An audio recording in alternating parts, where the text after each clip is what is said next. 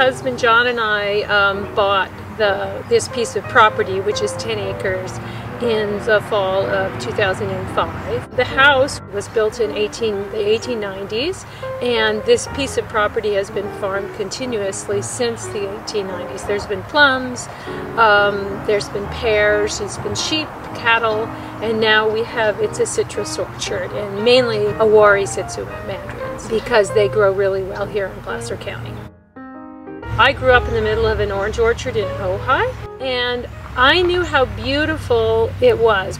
That's where John and I met, in Ojai, and I knew how beautiful the orchards were, and Ojai just smelled amazing in the spring because of all the blossoms, the citrus blossoms.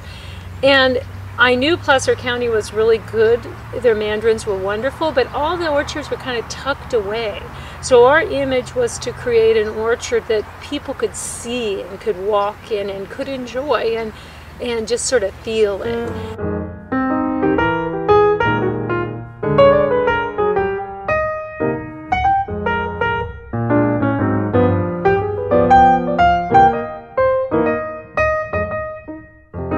So this is the 1890 house. Very kind of comfortably modern edge. And I worked real hard to have it be respectful of its age, but also be very comfortable for people today. This is a 1952 O'Keefe and Merritt stove here. A great old stove. This was a cooking porch originally. We put windows and stained glass in so that it could be more living space. And there's now 7 rooms in the inn. 3 of them are upstairs in the main house, and then 4 of them are cottages around the property.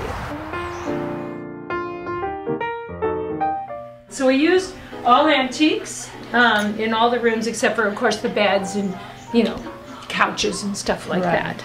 But again, like, all the artwork is locally done.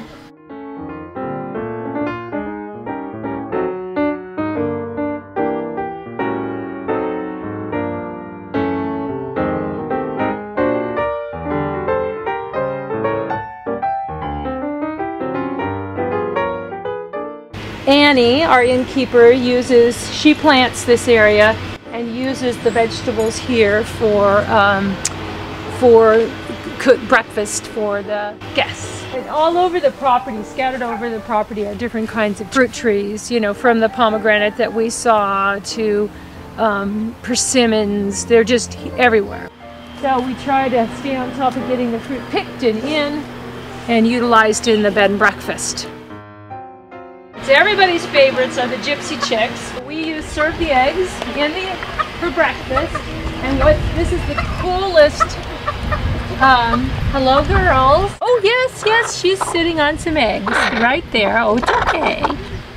It's quite a nifty design for and if you peek in here, there's roosters up there to inspire the girls.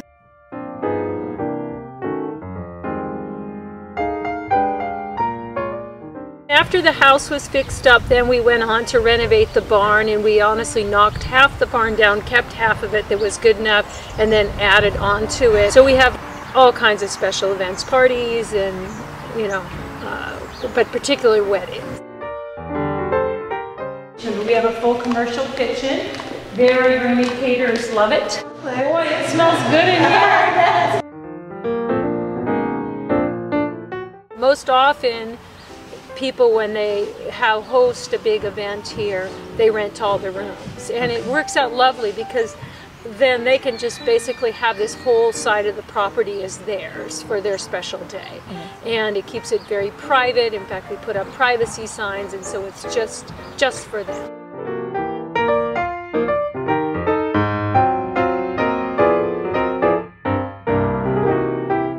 Also on our property, we've had a nursery, which I mentioned was established when we got here, and it's really lovely right by a pond, and it focuses on drought tolerant and local plants, so they really try to specialize in this area's plants. And right now we have a wonderful pumpkin patch with pumpkins and gourds, and we do that every fall, and a hayride that goes around and looks at all kinds of funny pumpkin people we've built.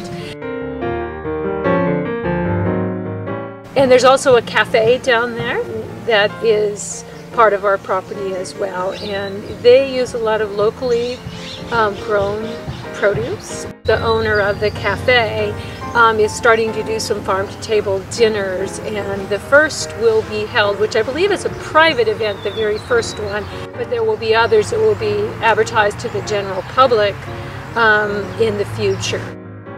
There's actually 2 bocce courts. There will be a 3rd bocce court going in here within a couple of weeks. It's quite the going little thing that they do, and so yes, it's a fun thing. We sell local artwork all over the place here.